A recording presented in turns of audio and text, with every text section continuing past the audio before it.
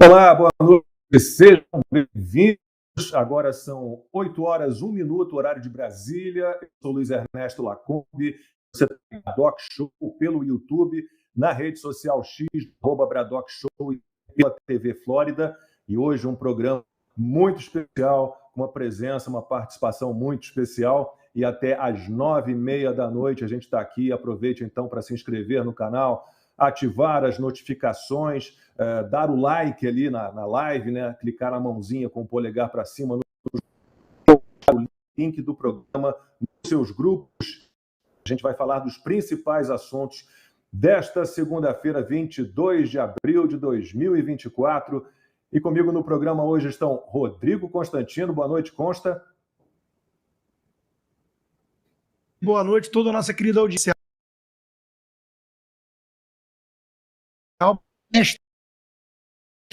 O meu ou o de vocês, mas está travando. A conexão, não sei se é aqui ou aí o problema. Vamos descobrir e tentar melhorar.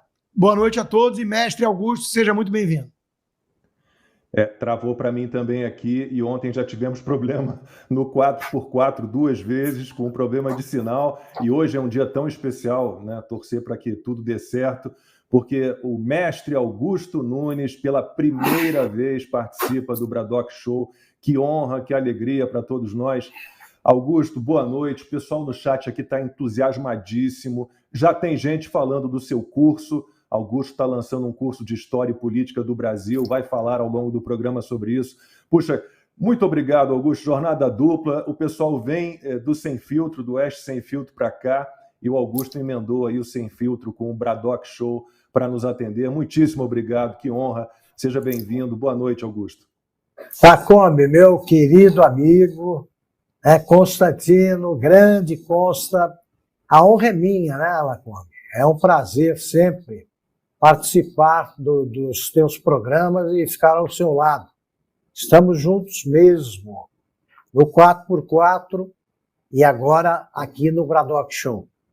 Eu agradeço o prazer que eu vou ter nessa conversa aqui, sem a menor dúvida, e parabéns por estar comandando mais um belo programa no Brasil que precisa da notícia correta.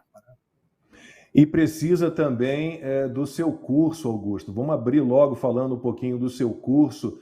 Fala um pouco, é um curso de História e de Política do Brasil, e como é importante as pessoas conhecerem a nossa história, para que não se repitam erros, né? Para que a gente procure as referências positivas, Augusto. Olha, Lacombe, eu gravei várias aulas curtas, né, de 15 minutos, 13, geralmente não, pouquíssimas passam desse tempo, contando a real história do Brasil, né, o Brasil Redescoberto é o título. Então são 40 e tantas aulas, e não são chatas, não. Primeiro, eu não sou historiador, eu não dou aulas, eu não gosto de me referir a isso como aula, são conversas.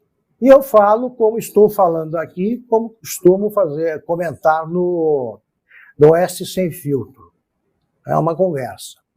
Eu procuro contar a história verdadeira, porque, e essa é uma constatação que eu fiz lá atrás, ainda era estudante, a história do Brasil é muito maltratada, né? Ou você pega livros didáticos que são muito superficiais, é um desfile de gritos que não houve, é um desfile de personagens heróicos, não tão heróicos assim, você eterniza cenas em quadros famosos que não existiram, o jeito era de um jeito, aparece de outro. Isso nos livros didáticos. Os livros que não são endereçados a estudantes, mas acabam nas mãos deles, ajudam a deformar o brasileiro, né? Os caras escrevem pensando em contar uma história que combine com o seu pensamento político, com a sua linha ideológica. E aí você demoniza um personagem, você endeusa outro. Então, eu procurei fazer um curso onde a gente lida, como vocês, você, eu, nossa turma. Nós lidamos com fatos, né? Lidamos com fatos. E através dessas conversas, eu procuro mostrar o DNA do Brasil, né? Quais são as nossas marcas de nascença, principalmente da República para cá. República foi quando o povo começou a votar, e você pode, então, supor que o povo passou a decidir o próprio destino. Não é bem isso que acontece. Mas aí eu mostro que o Brasil, os problemas que decorrem de certas marcas do DNA, como, por exemplo, falta de povo, fenômeno que está sendo amenizado agora. O povo está interferindo cada vez mais na vida política.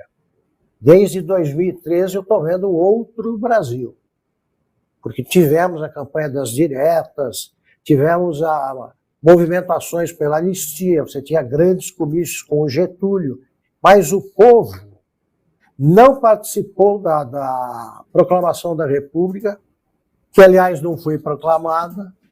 Né? O Marechal Deodoro estava pensando que derrubava um gabinete nomeado pelo imperador e não mudando o regime. Quem disse a República está proclamada foi um vereador do Rio, José do Patrocínio. É outra coisa. O povo não votava. Se você não tem o voto feminino, não tem o voto do analfabeto, não tem povo também. E depois eu vou contando, então, dividindo por períodos históricos, com mudança de sistema de votação, com ditadura no meio, golpes e tal, vou contando uma história real. E para isso eu me valho também do convívio que eu tive estreito, né, com presidentes da República. Como jornalista, eu convivi com todos a partir do Figueiredo. Então eu conto histórias e casos, alguns engraçados, outros exóticos, aí, do meu convívio com esses presidentes, e acho que dá uma certa leveza a essa conversa. Acho que vocês vão gostar. Como é que faz, Augusto, para ter acesso ao seu curso? Qual é o melhor caminho? Aqui agora o link, porque a gente queria botar na tela também, pessoal. Daqui a pouco, ao longo do programa, a gente coloca. Fala, Augusto. Perfeito. Bom, a gente pode se inscrever. Deixa eu ver aqui. Para cursoaugustonunes.com.br. Sei que eu sou ruim para decorar essas coisas. Eu tenho um ponto aqui. cursoaugustonunes.com.br. É isso, né? Exatamente. A gente vai preparar à tarde, ao longo do programa. Muito obrigado pela conversa sobre o curso. Voltamos a falar do curso ao longo do programa, vale muito a pena. Aliás, eu vi uma mensagem muito boa aqui. Ouçam Augusto Nunes, incluíram Consta também, mas ouçam Constantino, ouçam Augusto Nunes, ouçam Lacombe, façam o curso do Augusto, leiam os livros do Constantino e do Lacombe. Então, eu fiquei feliz. Né? A gente está numa guerra aí que envolve muitas frentes. Nós somos os buscadores da verdade nessa guerra, né, Augusto? Então, vamos lá. Diga. Não. Diga você. Não, vamos lá. Eu ia chamar a primeira pauta. Para a gente começar a falar aqui do... Tá. O negócio do curso é o seguinte, nós somos poucos, mas somos teimosos aí, tanto quanto eles. E a gente tem de contar, tem que dar informação, porque o que nós mais ouvimos, né, na rua, vocês, eu também, é gente agradecendo as informações corretas que nós damos e que permitem que o cara que pensa como a gente tem argumentos para rebater as falácias aí que predominam nos livros. Os caras trabalham muito essa parte aí fazer a cabeça do sujeito ensinando, desde o começo de um período qualquer, a coisa deformada. Então a gente tem que se multiplicar mesmo. Narrativas versus argumentos. Olha, eu vou, antes de você jogar a primeira pauta, Lacombe, eu vou pedir para a turma aqui que o mestre Augusto foi anunciado no programa, já tem 13 mil pessoas assistindo ao vivo, 13 mil telas, como diz a Paula lá na Oeste. É isso aí. E gente, desde que eu vim morar nos Estados Unidos, eu não gosto desse número 13. É superstição, sabe? Aqueles pulam até elevador. Então, divulguem, chamem mais gente. Vamos, pelo amor de Deus, para 14 mil rápido. 14 mil e bateu o recorde do programa, né? Que, se não me engano, bateu 14 mil agora. Opa, boa. Maravilha. A gente vai passar, vamos para o recorde do Bradock Show em visualizações simultâneas, com certeza. E nós somos aqui jornalistas, contadores de histórias reais e em movimento, que eu acho que é o que difere muito o jornalismo da história.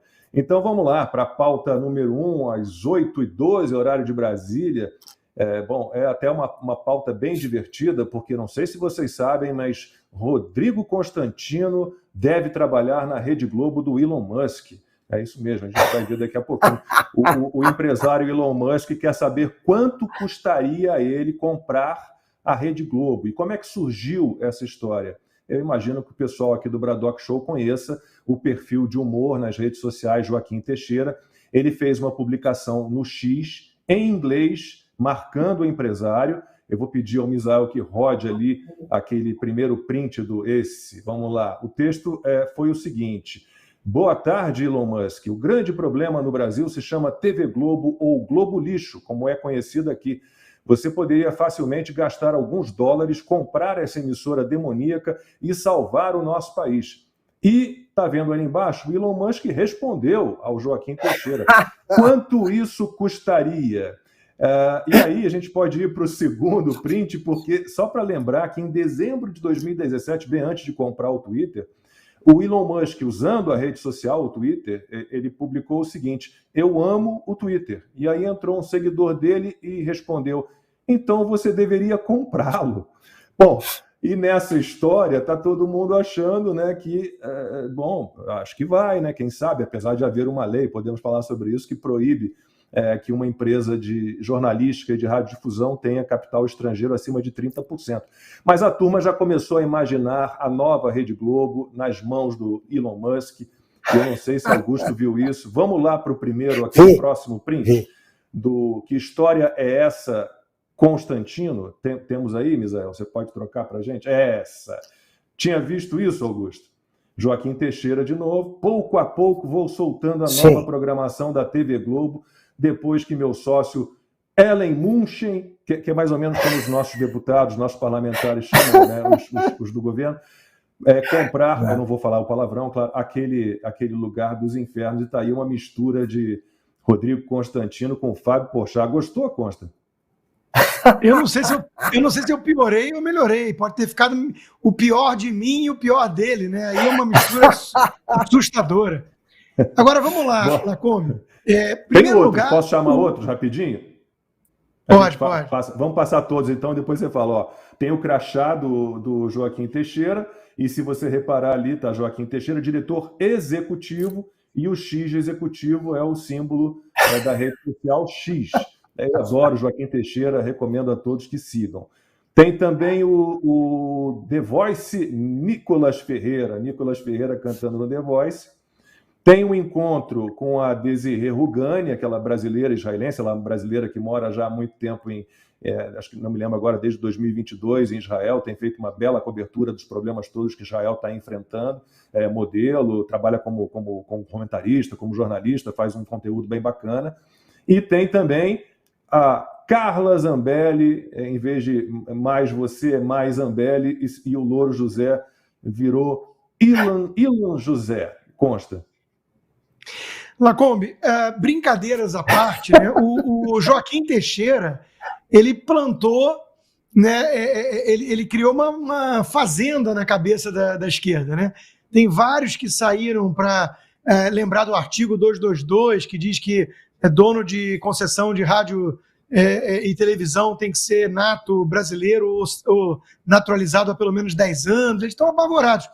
Um diretor alguém que alega pelo menos ser diretor jurídico da Globo, entrou em contato com o Joaquim Teixeira por meio do direct message dele, o DM dele, né? Querendo conversar. Então o negócio criou uma proporção enorme. A última vez que o Elon Musk fez essa pergunta, ele comprou o Twitter, e comprou caro. Liberdade de expressão, como ele mesmo diz, custa caro. Pagou 44 bilhões de dólares. As estimativas mais salgadas colocam o valor da Globo em 4 bilhões, 4 e pouco, de dólar, ou seja, 10%. E eu quero lembrar aqui que o obstáculo legal já foi superado no passado, quando Carlos Slim comprou operadora de telefonia, a mesma Globo, quando fez emissão de capital, os árabes entraram por meio do Banco Roma, Roberto Marinho, e acabaram também adquirindo parcela ali do grupo. Então, existem subterfúgios e qualquer coisa a lei se muda, né? A lei geral de telecomunicações para permitir a fusão da Telemar com a Brasil Telecom, que o diga. Mas o ponto não é esse, o ponto é que isso tudo suscitou o pânico do lado da turma de lá, que não pode perder a Globo defendendo o sistema, a censura e tudo, como do outro lado, a fantasia, o sonho, digamos assim, de imaginar um dream team de um jornalismo sério com a produção padrão Globo. Isso a gente tira o chapéu. Eu quero ler para vocês o Guilherme Kilter, que imaginou o ano de 2030. Já faz 5 anos que Elon Musk é dono da Globo. Luiz Ernesto Lacombe e Cristina Gramel são apresentadores do Jornal Nacional. Os comentaristas da Globo News são Rodrigo Constantino, Ana Paula Henkel, Augusto Nunes e Caio Coppola. Daniela Lima vira jornalista do Brasil 247 e é obrigada a se mudar para Cuba. TV Globinho voltou e Fátima Bernardes é demitida. O Fantástico, apresentado por Alan dos Santos e Paula Smith. Joaquim Teixeira vira apresentador do Altas Horas. Big Brother Brasil é encerrado para sempre e a população solta fogos de artifício. O jornal hoje passa a ser apresentado pelo Paulo Figueiredo e as novelas são substituídas pelos programas bíblicos da Record. Olha, é um sonho interessante. Isso nos leva a pensar que existe essa demanda reprimida, né? A revista Oeste, que o mestre Augusto está lá tocando e tudo, está ocupando exatamente esse espaço. É uma empreitada que começa pequeno, que vai crescendo, que ganhou um corpo, hoje coloca mais de 100 mil telas ao vivo, quase todo dia lá no Oeste Sem Filtro, né?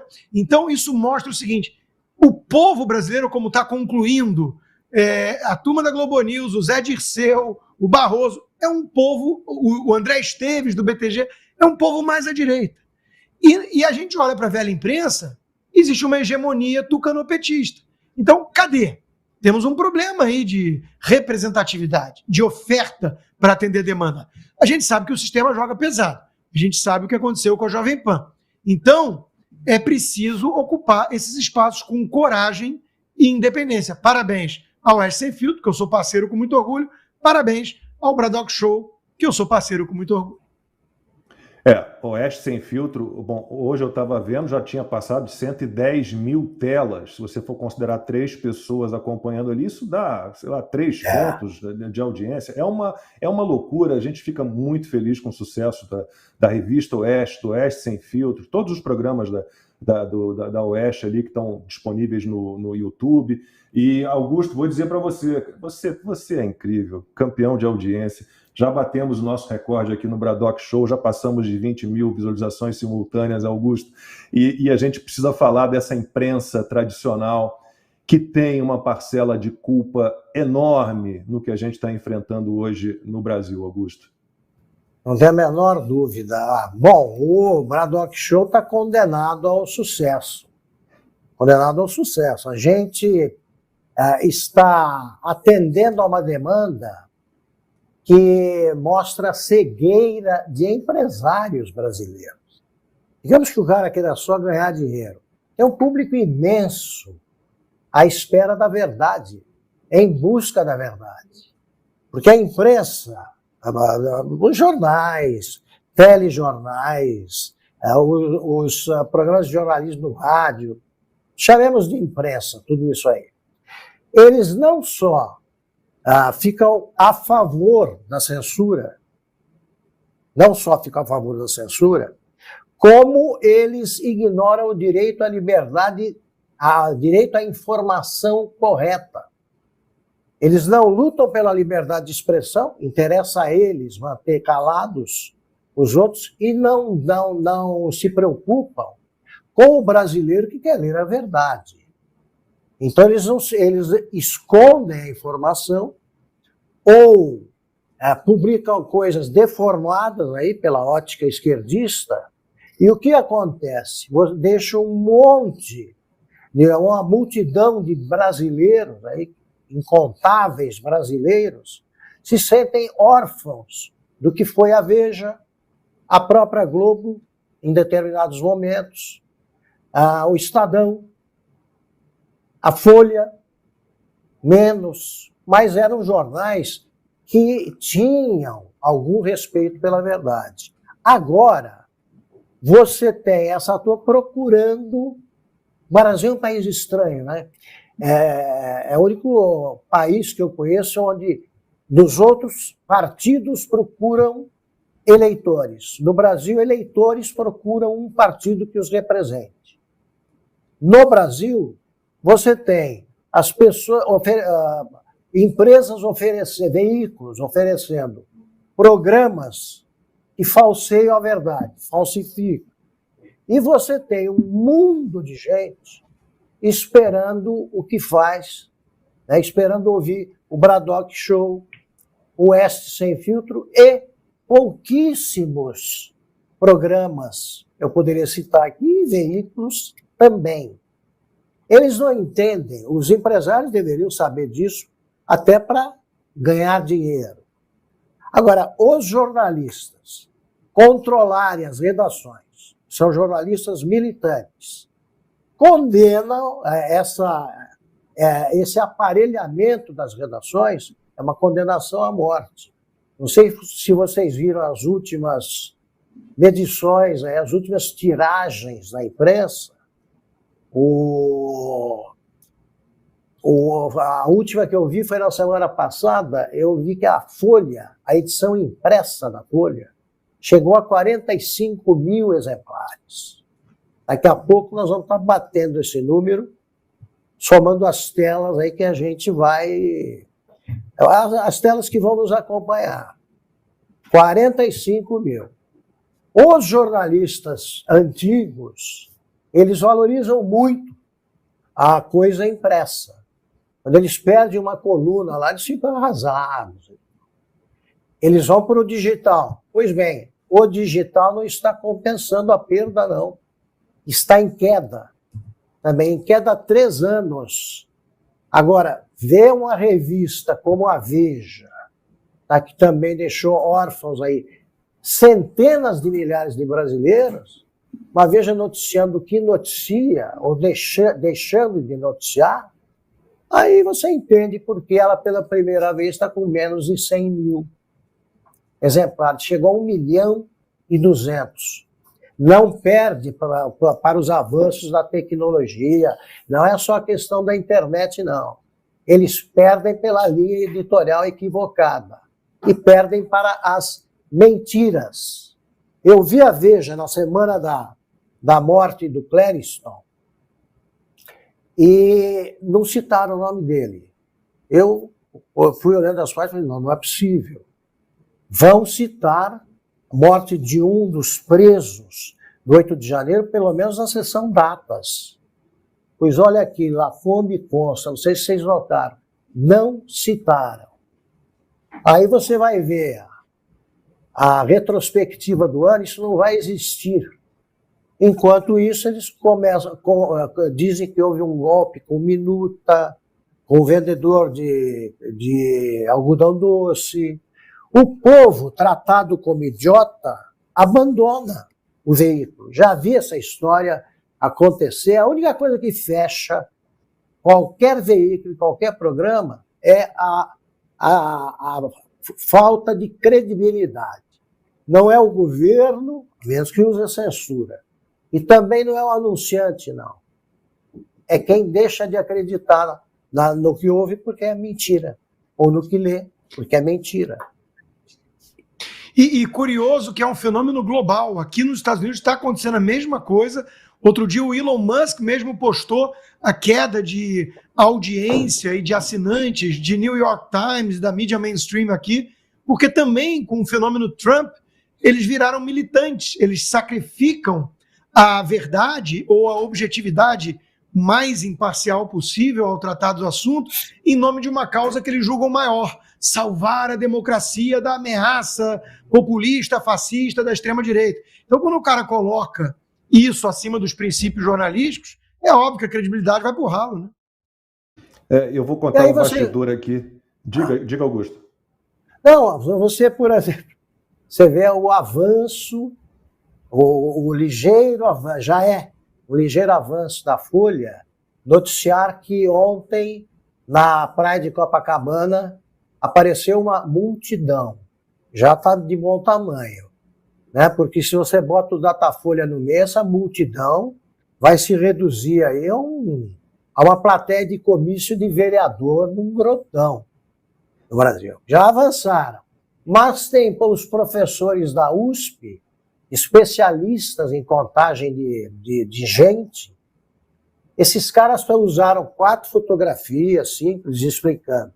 E aí contaram cada recortezinho, daí chegaram à conclusão de que havia pouco mais de 30 mil. Aí é uma piada, né? Nossa Ana Paula Henkel sabe que num bom jogo de vôlei de praia, e ela foi campeã mundial, quando você tinha uma boa sequência de jogos, você juntava essa turma. Eles insistem, eles mentem sobre o que você está vendo. Eu ouvia dos bons políticos, ouvi 300 vezes a mesma coisa. Olha aqui, se o teu adversário faz uma grande manifestação, ou você faz uma maior, ou esquece o assunto. Não, eles comentam. O Fantástico fez o que a gente chama em jornalismo de uma nota coberta, né? que são imagens com um texto feito por um editor na redação e narrado por um apresentador bem neutro, não usou mais bolsonaristas, não fez nenhuma acusação contra quem estava na manifestação, já foi um tom também um pouquinho diferente.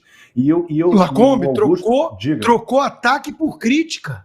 Falou de críticas e não de ataques. Isso é o mais incrível. Incrível. A gente vai falar sobre isso agora na próxima pauta, mas eu queria contar, o Augusto estava falando aí sobre esses veículos de imprensa, né, que resolveram militar, que viraram uma assessoria de imprensa. Eu vou contar um bastidor aqui de 2020. Eu estava na Rede TV ainda e não estava no meu contrato apresentar a retrospectiva, aquele programa de retrospectiva, mas me pediram que apresentasse. Eu falei, beleza, me passa o roteiro. E quando o editor me mandou o roteiro, eleições municipais não tinha uma linha sobre a derrota flagrosa, pesada do PT ali naquelas eleições, era exaltando a eleição de transexuais, de mais mulher. Sobre Covid, era um elogio ao fecha tudo. Então eu falei, olha, me desculpem, eu não vou apresentar se não for alterado o roteiro para algo, né, apegado à realidade, ao mundo real. Não quiseram trocar. Eu, inclusive, fiz uma coluna para a Gazeta do Povo perguntando, com o título era mais ou menos esse: qual seria a sua retrospectiva do ano? Porque eram assuntos pinçados e tratados de uma forma absolutamente militante, com um olhar completamente enviesado. Vamos lá para a pauta número 2. O advogado-geral da União, Jorge Messias, mandou um recado, sem citar, né, o nome dele, mandou um recado para o Elon Musk. Foi durante discurso que ele fez num evento. Ele disse o seguinte, literalmente: infelizmente, temos plataformas digitais que preferem ignorar a legislação brasileira e atentar, muitas vezes, contra a nossa democracia. Para essas plataformas, nós também temos um recado: a lei será aplicada com rigor. Mas não é isso que a gente quer, né? É exatamente isso que estamos pedindo. Consta depois, Augusto, a aplicação das leis. Esse é aquele que ia levar lá o documento, o Bessias, para o Lula assumir o ministério e não ser preso, né, no governo Dilma. Mas vamos lá. A capa da Oeste dessa semana, escrita pela nossa querida amiga Ana Paula Henkel, que foi uma frase do Elon Musk brilhante para sintetizar o Brasil. A lei que não respeita a lei. Né? O problema é exatamente esse. A lei está violando a lei e as decisões são ilegais. Então, essa história de vamos mostrar ao empresário que aqui tem lei, né? Vamos mostrar que aqui é selva, que o Brasil é uma republiqueta. Só se for esse o recado. O Elon Musk está sob ataque não é só no Brasil. O Brasil virou o quintal principal. Antes de entrar aqui no Braddock, eu estava num daqueles spaces em inglês lá explicando para os gringos, né, o que está acontecendo, como eu fui mencionado no relatório da Polícia Federal, né? Os spaces mesmo, que são essas salas de áudio ao vivo, né, do Twitter, da plataforma X, estão sob censura. Nós fizemos um teste, estava lá a deputada Zanata, estava o deputado Luiz Felipe. Nós fizemos um teste. Os brasileiros, quando eu falava, ou quando o Alan dos Santos falava, eles não ouviam. Quando alguém que não está sob censura falava, eles conseguiam ouvir. Quer dizer, a plataforma X está tendo que sucumbir, não às leis do Brasil, mas ao arbítrio, à perseguição. E isso é mundial, esse esforço. O Elon Musk hoje também tuitou sobre a Austrália, porque o primeiro-ministro está lá dizendo que as outras plataformas foram mais solícitas ao acatar as demandas, exigências, pedidos ou censura, no português claro, né? E a X não, era a única que estava criando problemas para a questão do e-security lá deles, que é uma espécie de aquele órgão lá que o Alexandre criou no TSE, né? Vamos filtrar o ambiente da praça pública da era moderna de fake news e discurso de ódio, só de um lado, né? E o que eles chamam de fake news ou discurso de ódio. Ao se recusar a fazer esse papel sujo de censores, a X foi perseguida lá também, e ele falou, obrigado pela campanha gratuita, de mostrar que a única plataforma que vem respeitando a liberdade de expressão da esquerda e da direita é a nossa. As outras estão, de alguma forma, compactuando com essa perseguição. E isso está escancarado para o mundo hoje. Né? Relatório de FBI, de Polícia Federal Brasileira, que vai atrás de americano, como o caso do Mário Naufal, que por acaso era o que estava criando esse space que eu falei. Um cidadão americano, nascido na Austrália, por acaso, cidadão americano, não tem nada a ver com o Brasil, mas ele está falando sobre o Brasil.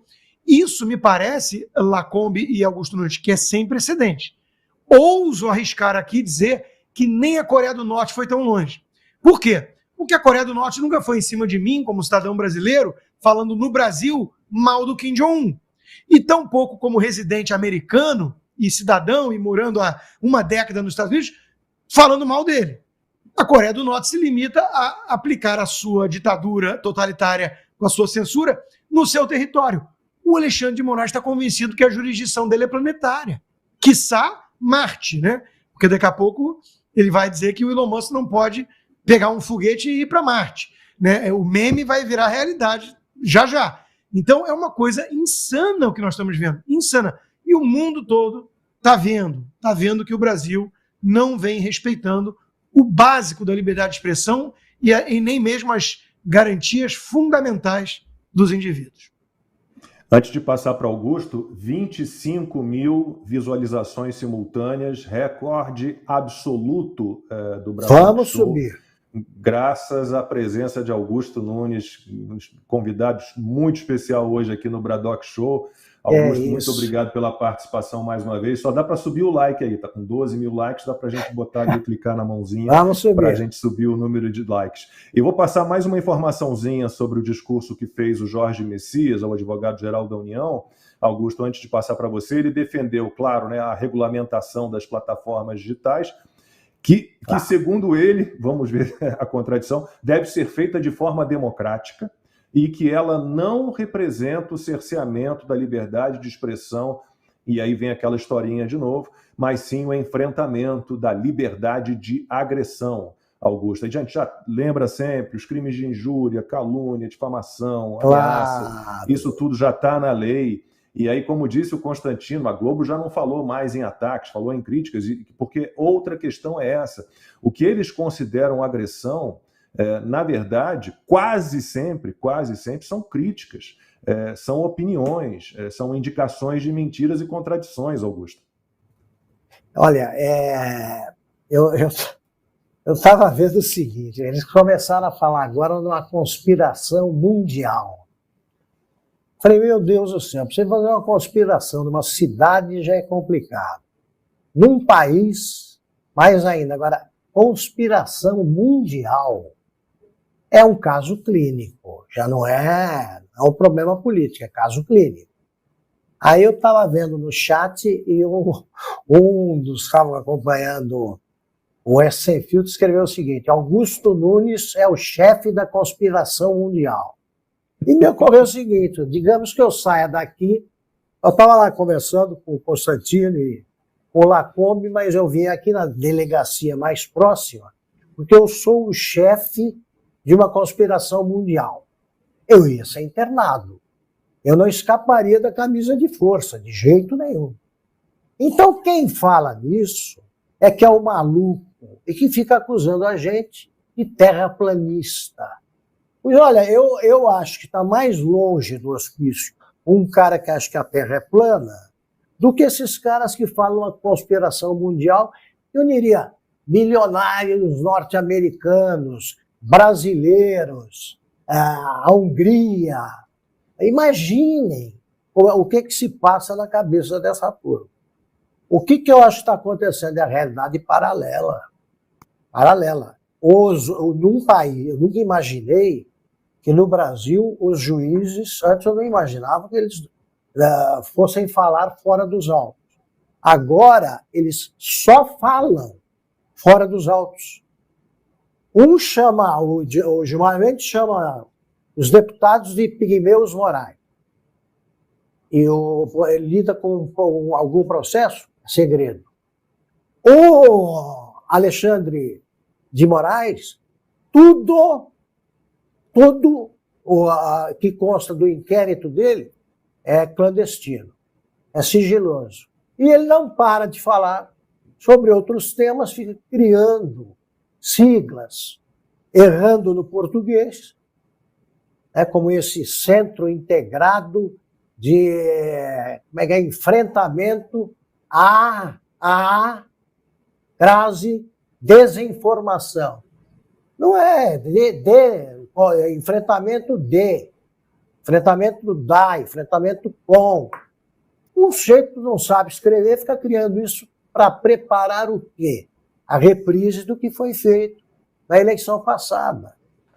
Mas eles vão ver que a realidade municipal é outra grande bobagem feita pelo Lula. Uma das grandes bobagens foi tentar nacionalizar a eleição municipal. Quero ver o TSE tentando controlar mais de 5 mil municípios que têm alianças que você não entende. Estão pensando na capital. Agora, a essa altura do campeonato, eu não admito receber ordens de babá de marmanjo. Eles vão escolher por mim, o meu candidato, eu não tenho o direito de fazer a escolha, eu não posso falar, me manifestar contra isso, contra aquilo. Nesse curso, eu mostro o seguinte: qual campanha eleitoral não teve mentira? Começa que um candidato a prefeito já acusa o outro de alguma coisa. E recebe a mesma acusação. Um deles está mentindo. Desde que o mundo existe.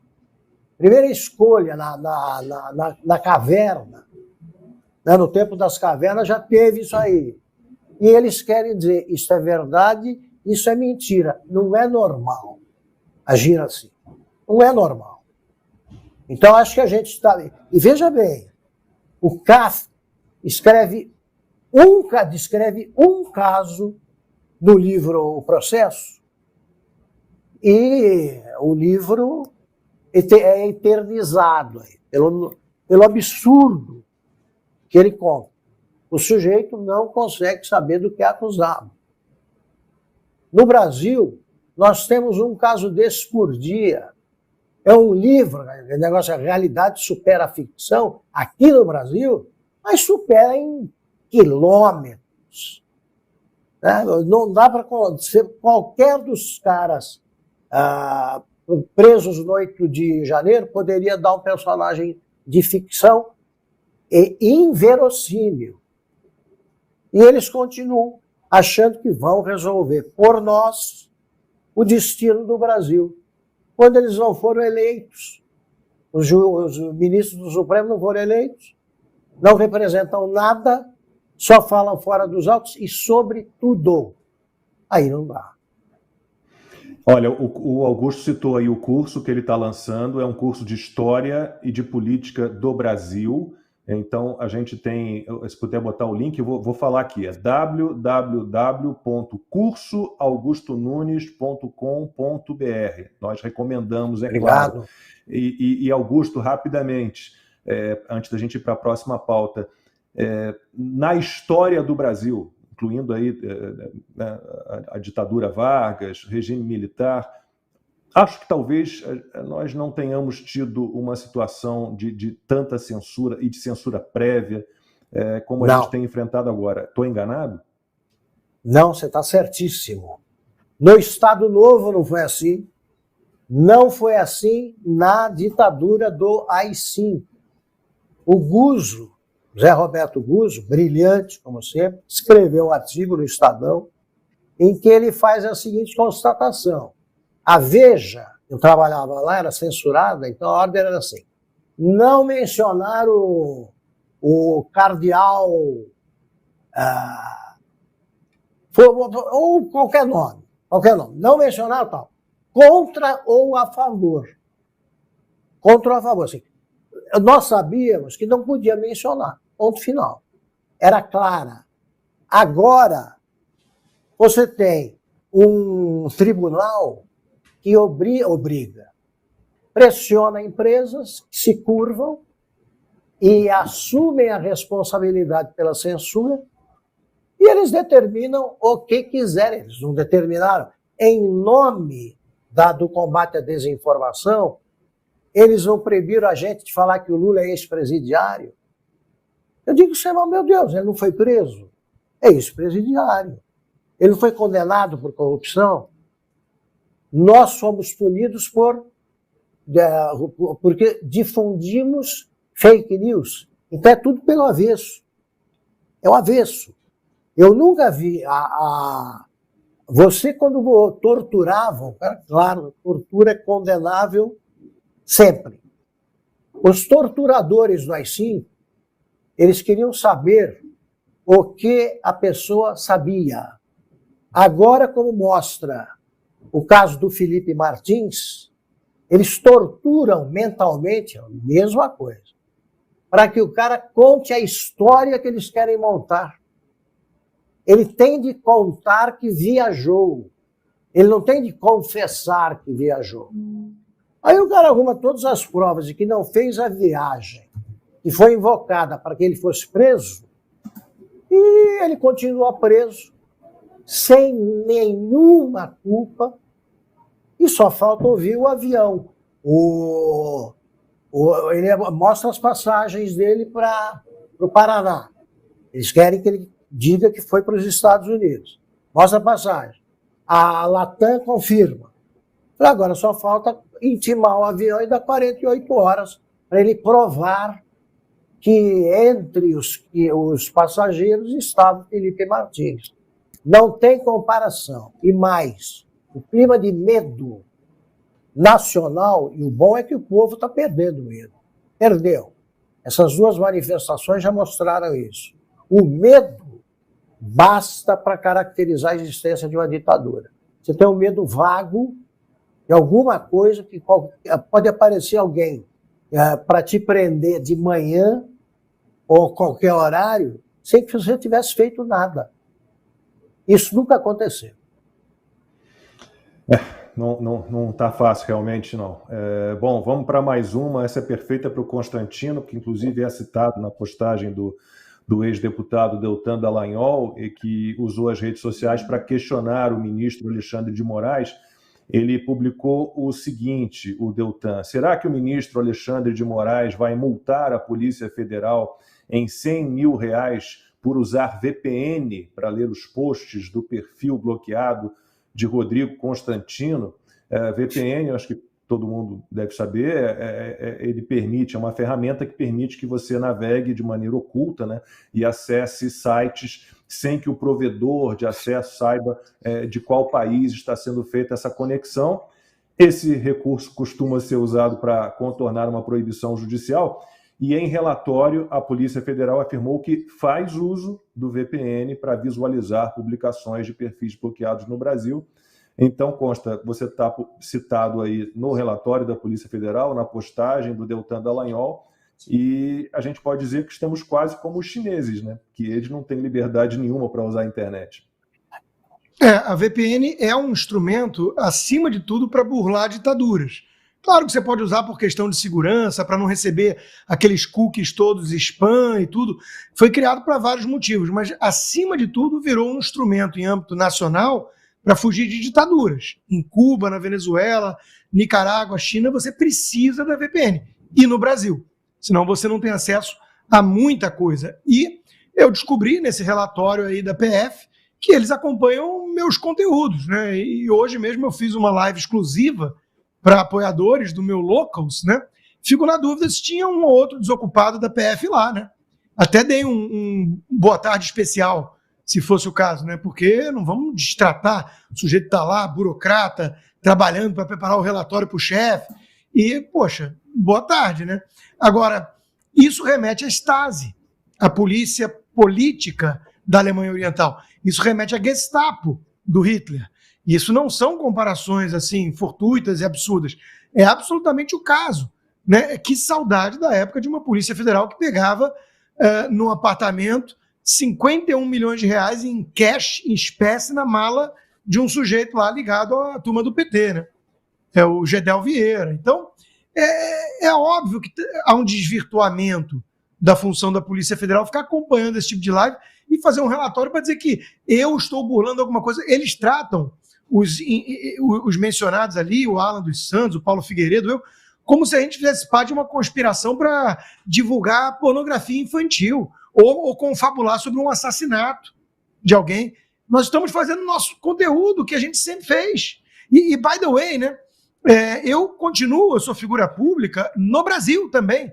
Eu continuo emitindo a minha opinião no Brasil. O Alexandre de Moraes tentou me censurar, caçou meu passaporte, congelou minhas contas bancárias e me colocou em censura prévia nas plataformas, mas eu continuo empregado, e muito bem empregado, graças a Deus, por vários veículos. Eu não estou aqui falando no Bradock, eu não falo no 4x4, eu não falo no Oeste Sem Filtro, eu não escrevo diariamente na Gazeta do Povo, eu não falo na Rádio Auriverde.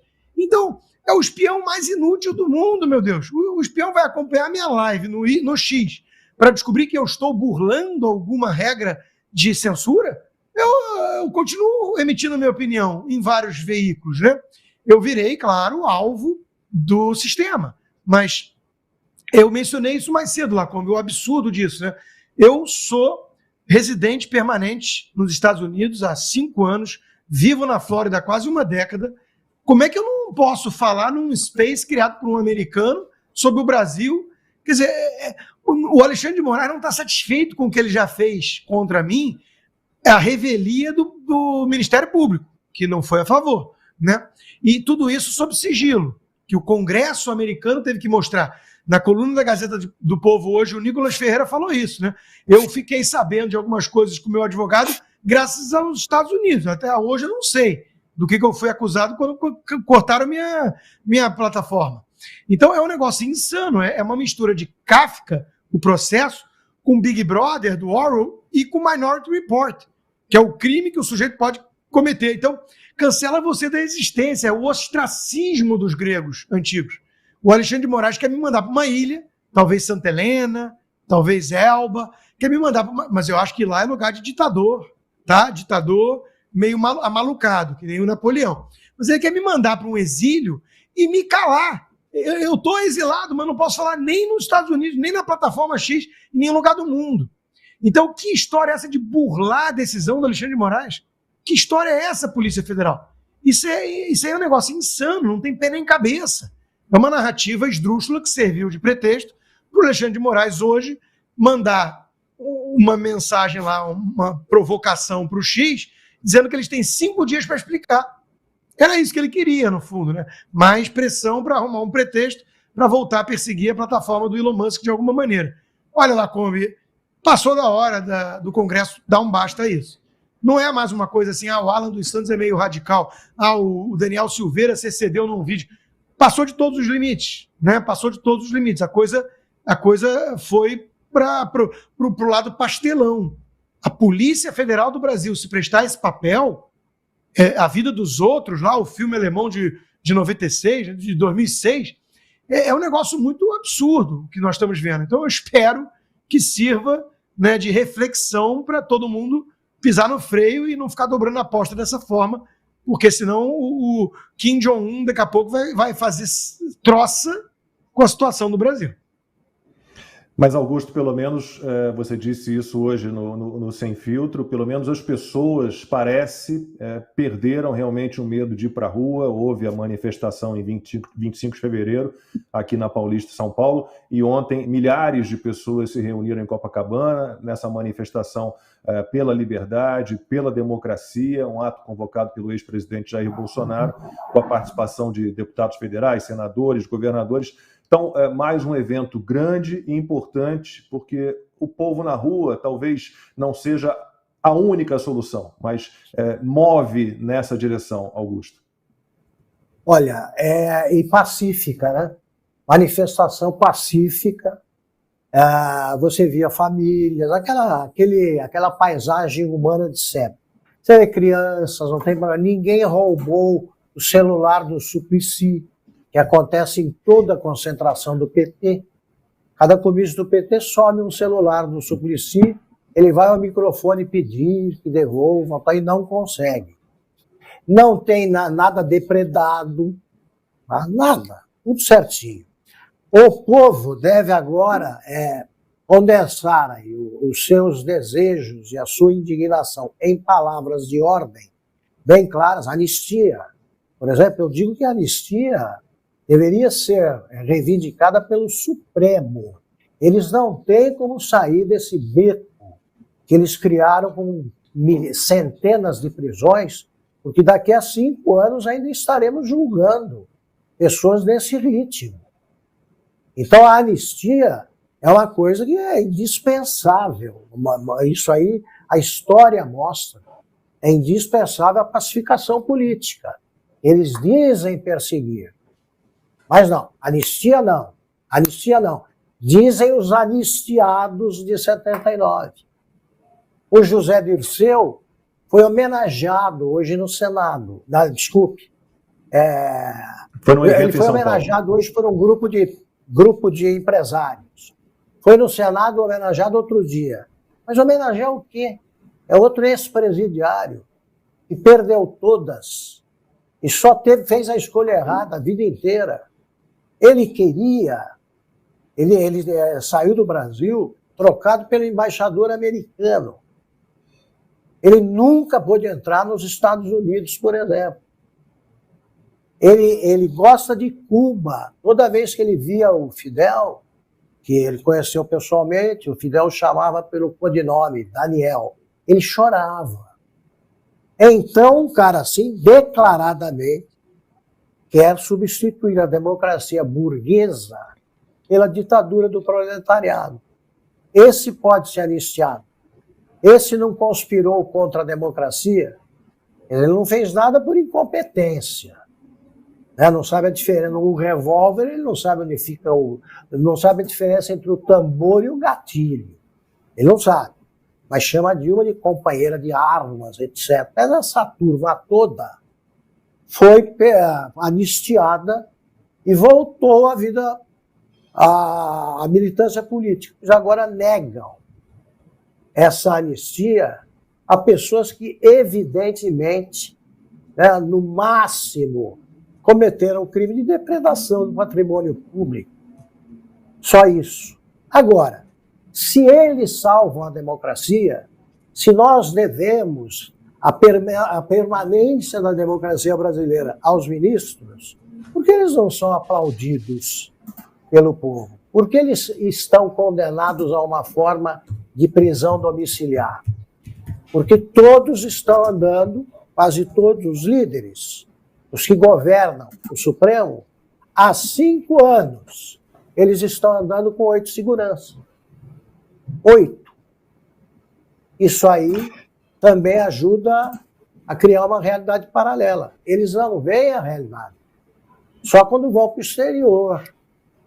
O Gilmar Mendes agora está perseguindo um sujeito que educadamente disse a ele que tinha vergonha do Supremo. Eu tenho também vergonha do Supremo, não pode?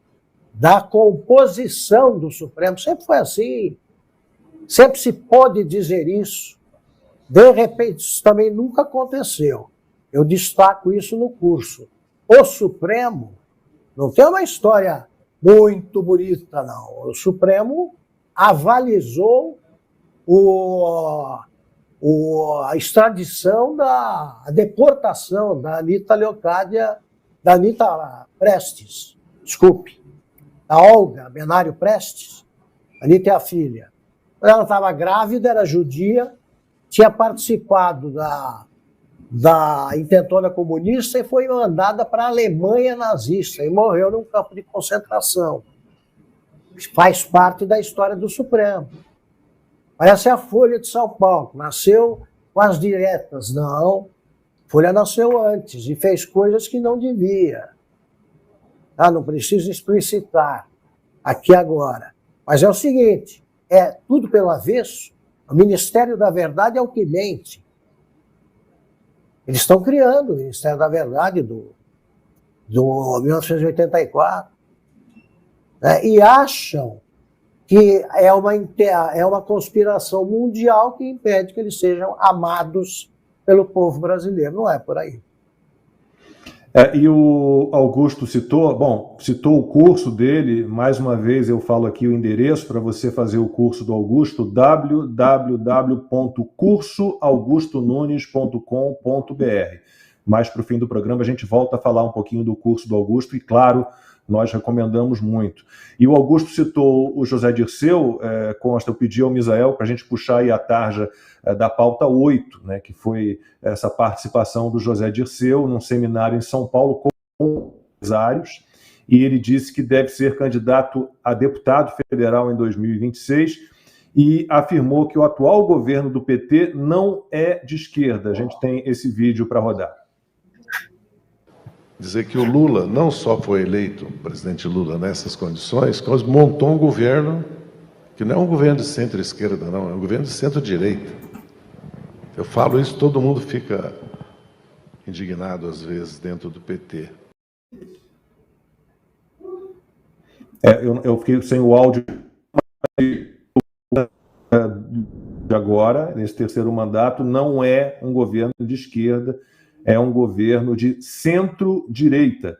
Ou consta, a gente conviveu tanto, trabalha ainda, né, com Guilherme Fiuza, eventualmente, o Fiuza detestava que a gente usasse essas expressões, direita e esquerda, mas assim, simplificadamente, quando me perguntam, mas o que é? Eu falei, vamos simplificar bem. Quanto mais defende o Estado, mais a esquerda está. Quanto menos defende o Estado, mais a direita está. Eu não quero nem entrar aqui, Lacombe. Eu não precisa nem entrar nessa questão da definição em si, da direita ou da esquerda e tudo. Historicamente, a gente sabe muito bem, né? De onde vem o PT, o Lula e tudo mais. Quando o Zé Dirceu fala um negócio desse, ele não fala isso por acaso. Nada que ele fala é por acaso. Ele sim é o cérebro do PT, o Daniel, treinado lá por Fidel Castro em Cuba. Ele sabe o que ele está fazendo, ele tem sempre método. E eu consigo pensar em algumas hipóteses, né? Uma é a história da janela de Overton. Ele está falando para empresários, ele foi reabilitado a frequentar o Congresso esses dias, esteve lá fazendo discurso, né?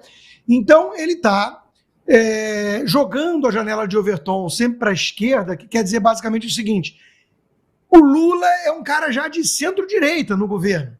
Ele é um cara de esquerda. O Boulos é um cara com viés de esquerda. Talvez a gente possa dizer que é um partido de esquerda. Né? E do lado do PSDB, todo mundo é extrema-direita, fascista, golpista, terrorista. Então, isso é uma forma de você dominar o debate demonizando seus adversários e suavizando e tornando mais moderado os radicais que eles são. Isso é uma estratégia, pode ser isso. A segunda coisa que passou pela minha cabeça quando eu vi essa fala sem pé nem sentido, nem cabeça, sem sentido algum, foi ele já ter noção que a coisa está degringolando rápido e só tem um destino possível para esse desgoverno com essa equipe, que é bater no muro, que é um abismo, né?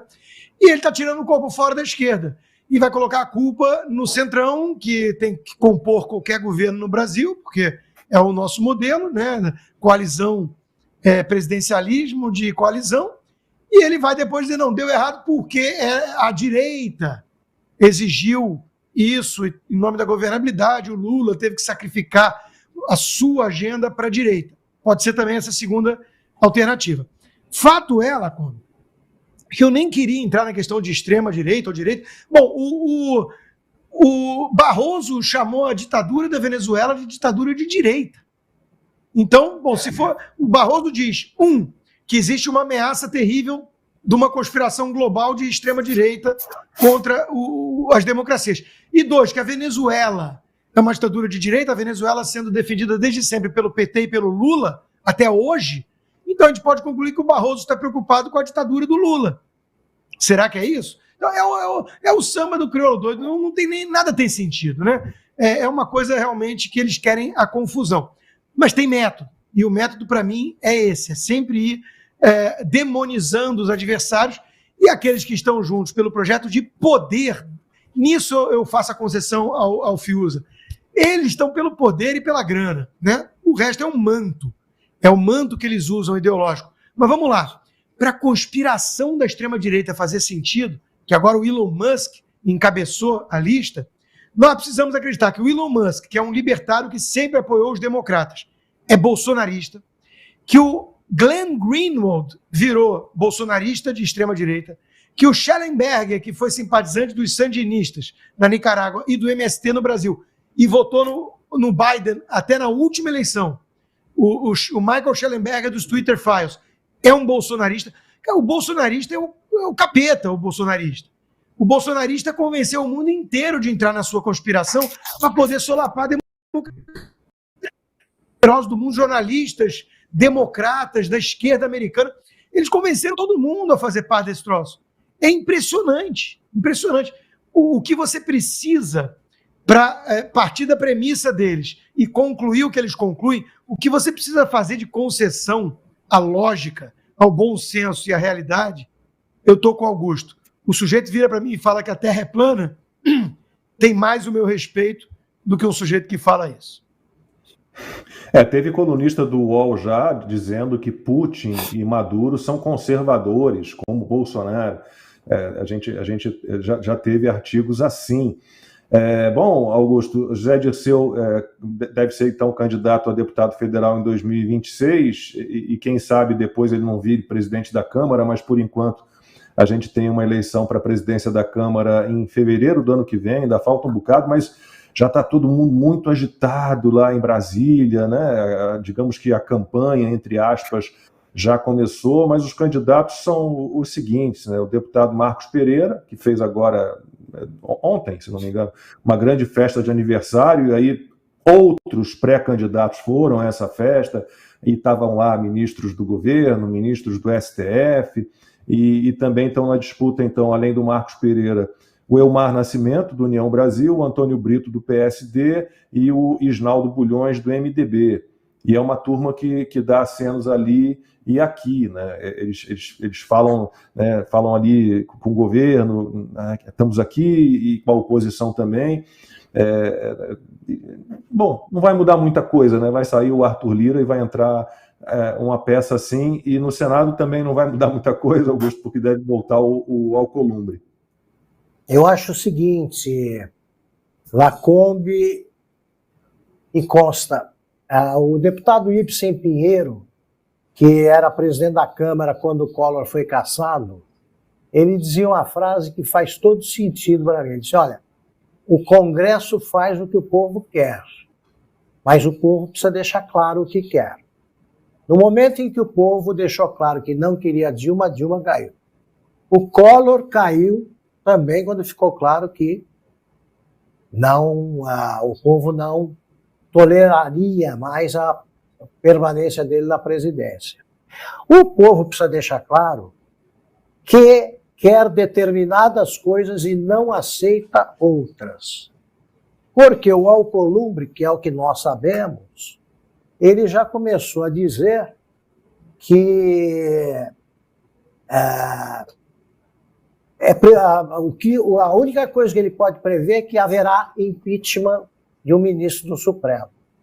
Ele, que é esperto para burro, não diz uma coisa dessas de graça, não.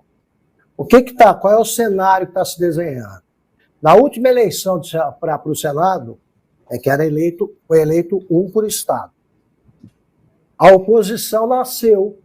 É uma oposição ainda muito frouxa, é uma oposição tíbia, mas existem senadores em bom número que estão prontos para se mostrar contra o governo. Eles precisam ser pressionados pelo povo. A água precisa chegar à cintura deles e o povo tem que mostrar isso aí nas ruas. Na eleição de 2026, serão 2 senadores por estado. Você facilmente pode transferir o controle do Senado para a oposição, que, claro, sendo majoritária, fica mais corajosa. O Alcolumbre, ele negocia com qualquer um. Ele vai ter votos de todos os partidos, menos do governo, eu antecipo. Porque o Centrão sempre elege o presidente, porque o Centrão é majoritário. Agora, ele é chamado de Centrão quando apoia o Bolsonaro. É chamado de centro, e incluído no que eles dizem que é o campo progressista, isso, né? A expressão é bonita. Ele é incluído quando apoia o Lula. O próprio Lula estava hoje dizendo lamentando a representação parlamentar dele, que é pífia. A esquerda, é um grupo minúsculo na Câmara e no Senado. Vai mudar essa situação, e se mudar, o Senado pode concretizar essa frase que para ele é certeza do Alcolumbre. Vai haver impeachment do Supremo. Porque o deputado e o senador, eles se acompanham até o velório, mas eles não deitam no caixão, não. Não deitam no caixão pro cara. É a frase dele, olha. Tancredo Neves diz isso, olha, numa hora de dúvida a gente percebe que os ventos estão mudando, dá uma vontade de trair, que é uma grandeza. O Centrão, que elegeu o Eduardo Cunha, fez com que ele saísse da presidência tendo o apoio de 2 deputados. Então é imponderável, né? As coisas mudam. Quem diria, Silvio Navarro costuma repetir isso aí, né? Poxa, o imponderável na política é uma das coisas mais fascinantes. De repente aparece o Elon Musk e muda tudo. Conseguimos as provas materiais do crime contra a Constituição, que é a imposição da censura, que é secreta de Araque, né? E agora vimos. Aí tem prova. Isso muda. Isso muda. Augusto, no curso de História e de Política do Brasil que você está lançando, você consegue citar algum bom presidente do Senado, algum bom presidente da Câmara dos Deputados que o Brasil teve ao longo da sua história ou não? Não, presidente não. Mas você tem, quando você tinha alguma esperteza, era uma esperteza que mostrava, além da inteligência política, né, no sentido do instinto de sobrevivência eleitoral. Você tinha, por exemplo, o Auro de Moura Andrade, que ele aplicou, ele teve 2 ideias que mudaram o rumo do Brasil, né? Quando o Jânio renunciou, ele mandou o Pedroso Horta, que era ministro da Justiça e aparentemente bom jurista, entregar a carta da renúncia, que ele dizia: nesta data e por este instrumento, renuncio à presidência da República do Brasil, ponto. Aliás, num dia que eu pedi demissão, eu copiei a carta do Jânio, que é curta e grossa, renuncio e ponto. O Pedroso Horta e o Jânio tinham certeza de que pelo menos por 2 horas, 3, haveria uma discussão sobre o assunto, que era um negócio muito grave. O Jânio havia sido eleito apenas 7 meses antes. O Áureo de Morandade recebeu e disse mais ou menos o seguinte: a renúncia é um ato de vontade unilateral. Vamos dar posse ao deputado Ranieri Mazzilli, presidente da Câmara, tá aí, pum. E o Pedroso Horta não sabia o que fazer. Não houve um discurso sobre a renúncia, porque não houve debate. Ele deu posse a Ranieri Mazzilli, presidente da Câmara. Em uma semana, ali o Congresso agiu. O Congresso sempre desativava bombas. O Congresso adotou o regime parlamentarista, aprovou a introdução do parlamentarismo para evitar o confronto já se desenhando entre os militares que não queriam a posse do Jânio e o pessoal que estava a favor. O Brizola que apoiava a posse do Jânio, ele tinha o 3º Exército lá no sul do lado dele.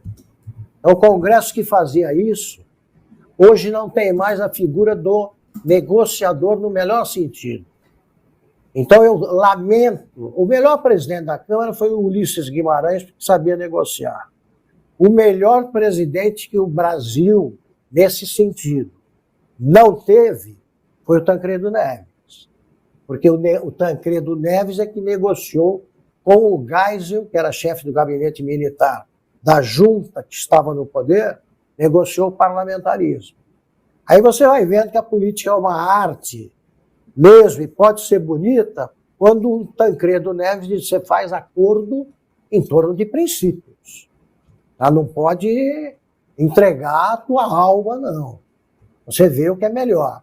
O Brasil, esse tipo de parlamentar está aí ou em extinção, parece uma espécie extinta. Agora, você tinha o Juscelino. Ele assumiu, houve uma rebelião militar, ele anistiou. Houve um repeteco no fim do governo, ele não anistiou. Demorou. A anistia veio depois. Esses caras não existem mais, eles estão negociando em cima de verbas e tal. A única coisa que fará os presidentes da Câmara, do Senado, recuperarem o juízo é o medo de perder a eleição. Outra frase preferida deles é: em eleição você pode tudo, menos perder. E o vento está contra eles. Isso está claro. É isso. Bom, e quem tiver interesse no curso de História e de Política do Brasil que o Augusto Nunes está lançando, www.cursoaugustonunes.com.br.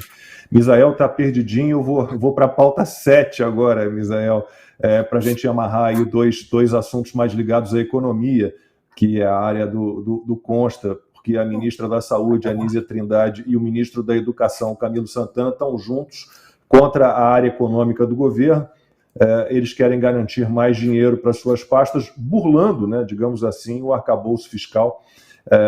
Tínhamos lá o teto de gastos, inventaram esse arcabouço fiscal, que só prevê aumento de despesa, né?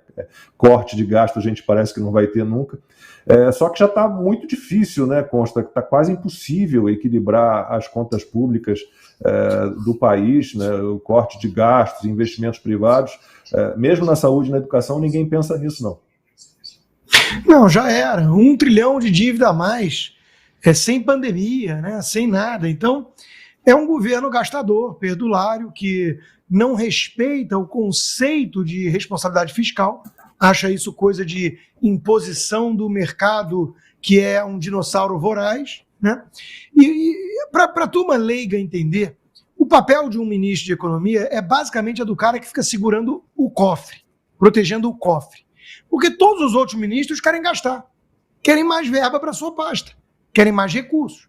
É uma disputa por recursos escassos, não caem do céu, são tirados da riqueza produzida pelo povo, pelo trabalhador, pelos empresários, e o cobertor é curto. Fica um tentando puxar para o seu lado, o outro tentando puxar para o lado dele.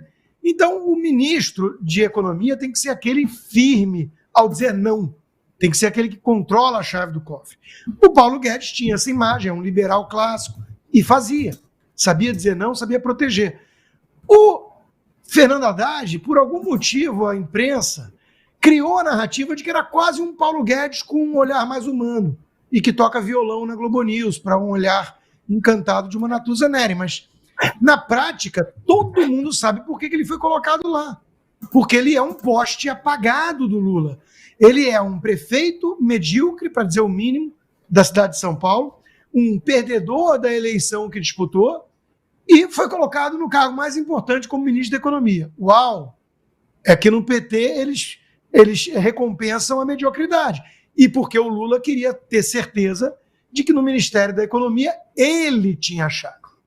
Não o Haddad, que, repito, é uma marionete, é um poste apagado. E a imprensa, junto com alguns tucanos de mercado, batendo o bumbo de que fogo amigo, Haddad um defensor da ortodoxia, tentando aguentar as críticas internas do partido. Eu olhava esse negócio na mídia e falava assim, eu vim de Marte ou eles? Eles sabem quem é o Fernando Haddad? Eles acham que o Fernando Haddad compra alguma briga e banca alguma coisa pró-mercado contra Lula? É óbvio que tudo tem um maestro por trás, que é o Lula, e está meio desatinado e desafinado e desorganizado aí a orquestra, como até a capa da Veja colocou essa semana. Só esqueceu do maestro. Mas a capa da Veja já está dando a entender que a coisa degringolou, porque é um ministro pior que o outro, são 40 quase, dobrou, e todo mundo puxando o cobertor curto, um governo que não tem projeto de nação, só de poder, e que, portanto, não tem aliados, só comparsas. E é uma questão de lei econômica, que nem a lei da gravidade. Se pular, cai. Não flutua, não. Então, a economia é igual. Gasta, gasta, gasta. Só pensa em equilíbrio fiscal por meio de mais arrecadação. Jamais de corte de gastos. E vão ficar espantados depois que o dólar está subindo, que os investidores estão fugindo e que a coisa está dando errado? Meu Deus do céu. É óbvio, né? Eu já vou puxar então a pauta 9 aqui, Misael, para a gente falar um pouquinho mais de economia, Augusto, porque o banqueiro André Esteves, do BTG Pactual, teve aí um encontro com grandes nomes do mercado financeiro, e ele disse que o Lula é muito mais ideológico agora do que nos 2 primeiros mandatos, né? E o que essa turma que se reuniu com o André Esteves ouviu mais? Que Lula perdeu a vontade de governar, que não quer conversar com os deputados. E o André Esteves disse também que Lula dilmou, e o Esteves lamentou a revisão da meta fiscal e afirmou que o que vai pesar na eleição de 2026 é a sociedade indo para a direita, Augusto. E, bom, você mais do que ninguém conhece a história do Brasil, da política do Brasil, está lançando curso sobre isso, e a gente sabe muito bem que economia é sempre decisiva numa eleição, né? Constantino citou aí, o cenário é muito ruim, déficit atrás de déficit, o Lula conseguiu, como o Constantino citou, em 14 meses aumentou a dívida do governo geral em mais de R$1 trilhão, FMI já fez um alerta, e aí o André Esteves também falou do perigo que vai ser, né, que a gente vai correr a partir da saída do Roberto Campos Neto da presidência do Banco Central. Claro, o Esteves agora está preocupado com isso, nós estamos há muito tempo, Augusto. É outro bode expiatório aí que o Lula não vai poder usar. Numa manifestação hoje, num discurso, uma discurseira, o Lula me pareceu bem mudado para pior. Ele recomendou ao Alckmin que precisa agir mais, coisa assim. E diz que o Haddad precisa parar de ler livros e conversar com o deputado. Deu bronca já.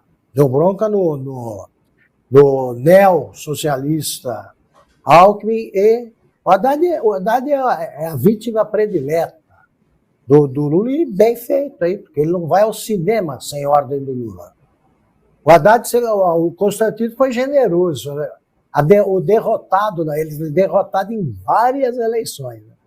Ele foi derrotado como candidato a prefeito no cargo, não conseguiu se reeleger, perdeu para o João Dória no primeiro turno. Como governador e como candidato a presidente. Isso mostra o quê? O Lula dá todas as ordens e agora ele está querendo extrair do ministério mais medíocre da história, resultados que não virão. O Brasil está numa situação péssima e não tem, Constantino sabe disso muito melhor que eu, não tem política econômica. Não tem. Então vou puxar então as duas próximas pautas que acabam se relacionando, né? Consta porque tem os números da dengue, né? Que tem batido recordes do governo Lula, quase 3,5 milhões de casos da doença, quase 2 mil mortes, e já se sabia que era necessário agir contra isso, já havia sinais de que a dengue viria com força, que precisava ser feito um trabalho de prevenção. Mas a notícia que você encontra aí, no Estadão, em outros portais, em outros jornais, governo federal reduziu em 83% a contratação de agentes antidengue quando a epidemia se avizinhava, fora a tal vacina japonesa, essa desenvolvida, né, do jeito certo, testada no tempo correto, que o Lula resolveu não comprar. São as prioridades do governo, né? Aumentou não sei quantas vezes a Lei Rouanet lá para benefício fiscal de artista engajado, né? Então são as prioridades. Agora, o que eu vou comentar sobre essa pauta, Lacombe, é mais chamar a atenção do duplo padrão da mídia, né? E desses artistas também, agraciados com generosas e poupudas verbas públicas, né? Se fosse o governo Bolsonaro ainda, esse mesmo dado da dengue, que é trágico, que é triste, são vidas perdidas, né, já seria suficiente para ele ser rotulado de genocida. Então, isso para mim é que causa espanto. Né? Ou, quer dizer, deveria, mas é o modus operandi, é o método da turma cínica da esquerda. Né?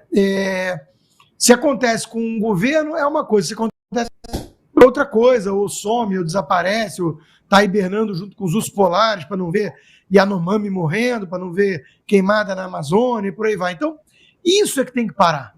É o que o Augusto trouxe aqui desde o início. Quer dizer, a discussão direita e esquerda é necessária, eu venho disso, eu não fujo desse debate, eu tinha esse debate com o Fiuza muitas vezes lá na Gazeta, mas eu entendo a visão mais cínica de que isso é apenas uma camada, um manto protetor para chacais e hienas avançarem sobre a carniça pública. Eu entendo, mas veja, deixando isso um pouco de lado, ou o sujeito tem apreço pelos fatos e ele tem um mínimo de objetividade e tenta ser imparcial ao analisar o fenômeno, ou ele é um militante. Eu era chamado de blogueiro bolsonarista. Eu sou um cara que há 25 anos defende essas coisas, né? Mudei aqui a colar alguma coisa, virei um pouco mais conservador por uma questão de... Já expliquei isso tudo num livro. Mas o fato é que tem uma coerência, eu sigo princípios, né? Essa turma não segue princípios. Eu não vou chamar o Lula de genocida por causa da dengue. Eu vou falar que é um governo incompetente que tem prioridades estranhas. Por que eu não vou chamar de genocida? Porque não é genocídio. Genocídio é você deliberadamente querer exterminar um povo, uma etnia. É isso que ele está fazendo? Não é. Então nós temos que ter apreço aos princípios e mostrar que o lado de lá, infelizmente, não tem. Augusto, a dengue voltou e o MST voltou também, né? Em apenas 7 meses de governo Lula, o grupo fez mais invasões de terra do que nos 4 anos de governo Bolsonaro, e eles fecharam aí o tal Abril Vermelho, né? E fizeram um balanço, né, de um mês de prática de crimes, né? Porque não é só a invasão de propriedade, é só procurar aí vários advogados. Fabiana Barroso fala sempre sobre isso. Há pelo menos 11 crimes que eles praticam nessas invasões que eles fazem, né? Então, no Abril Vermelho, né, foram 26 invasões, Augusto. Então, dengue de volta, MST de volta também. É um completo absurdo, né? Quer dizer, o Costa resumiu tudo numa frase ali. O Bolsonaro já estaria sendo acusado aí de genocídio. Tá? Negócio da dengue.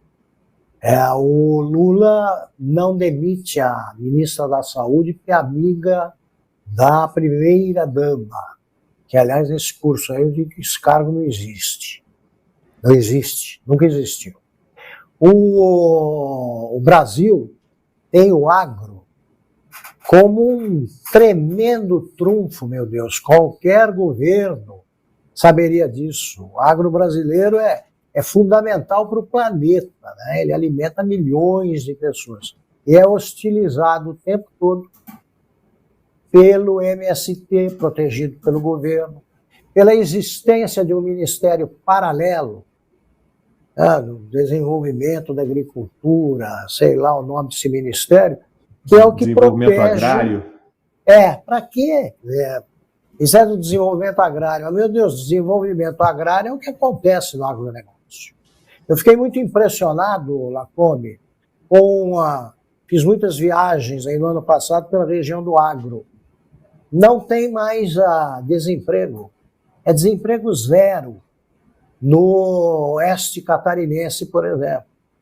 Inclusive quanto à mão de obra desqualificada, não qualificada. Eles precisam de gente.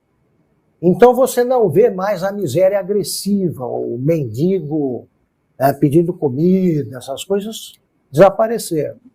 Em vez de tratar bem essa gente, o governo brasileiro o Lula leva para a China, por exemplo, o chefe do MST, que é terrorista. O terrorista terroriza. É muito simples. É terrorismo que eles fazem. E não fizeram no governo Bolsonaro. Portanto, não fizeram porque tem medo. Não de um homem, da justiça. O Caiado, governador de Goiás, ele disse, aqui não tem nenhuma invasão em Goiás. Ele está com apoio de 78% da população nessas pesquisas que andaram fazendo. É isso. Então, você tem hostilidade aberta, ostensiva do governo aos que produzem, é natural que você já pressuponha que eles não estão pensando no país. Eles estão seguindo o seu projeto de governo, muito bem resumido pelo ministro Celso de Mello. É um projeto criminoso de poder. Eles pensam em ficar ricos, mais ricos ainda. Trocam emendas, vendem, negociam, barganham. Tal. Esses todos acabarão punidos pelo voto, mais dia menos dia. Espero que esse dia seja próximo. É isso, gente. Augusto Nunes no Braddock Show, que luxo. Agora, 9h30, horário de Brasília. Antes das despedidas aqui, mensagem da CBF Agrofertilizantes, que apoia o Braddock Show. CBF Agrofertilizantes. Faça negócios com quem apoia o Braddock Show. Contato 669-8419-7930. Está terminando aqui esta edição do Braddock Show. Muito obrigado pela audiência, pela companhia. Inscreva-se no canal. Nossa, hoje batemos o recorde de audiência, somando TV Flórida, X, passamos de 30 mil, 24 mil likes. Muitíssimo obrigado a todos vocês que acompanharam o programa. Inscrevam-se no canal, ativem as notificações, deixem o like. Consta que luxo, hein? Braddock, não podia dar outra, né? Braddock Show com Augusto Nunes, recorde de audiência. Merecido. Augusto Nunes, onde passa, leva multidão. Muito obrigado, Augusto, pela presença e pelo programa que está sendo super elogiado, já aí um feedback incrível no chat, não podia ser para menos. É o mestre Augusto. Muito obrigado, Lacombe, boa noite Augusto, boa noite acima de tudo, nossa qualificada audiência, nos vemos, no meu caso, amanhã.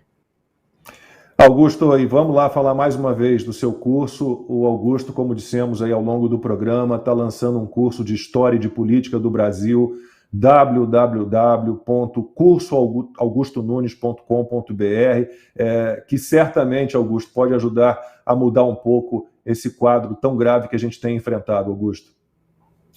Lacombe, muito obrigado. Constantino, obrigado pelas menções ao curso tão generosas. Aí é o seguinte, é um prazer estar com vocês, né? É um prazer. Pelo que vocês fazem e pela amizade que nos une, né? É um prazer mesmo. Então vocês, por favor, me convidem mais, porque o Braddock Show, como dizia o título do livro, que o Roberto Marinho não escreveu, mas ele tinha um título que era outro, né? O livro autobiográfico era Condenado ao Êxito. Esse programa está condenado ao êxito. Aí, vamos crescendo. Nós precisamos de jornalistas como vocês e eu quero amigos como vocês. E muito obrigado a quem nos acompanhou aqui. Continue fazendo subir a audiência do Braddock Show. Veio para ficar. De segunda a sexta, de 17h45 até 7h45 da noite, Oeste Sem Filtro. Depois a turma vem toda para cá. Toda não, mas a gente um dia vai conseguir atrair a turma toda. Eu venho, fico ali acompanhando um pouquinho Sem Filtro e quando dá ali 20 para as 8, estou aqui já trocando ideia com o Misael, nosso operador, nosso streamer, e acertando o programa. Então, Augusto, muitíssimo obrigado, foi uma honra, sempre uma alegria trocar ideia com você, conversar com você, muitíssimo obrigado. Consta, obrigado a todos vocês que acompanharam o programa. A gente volta amanhã, deixa eu ver aqui, amanhã estamos Consta, Fabiana Barroso, Coronel Gerson Gomes e eu aqui esperando vocês às 8 da noite, horário de Brasília. Até lá, boa noite para todo mundo.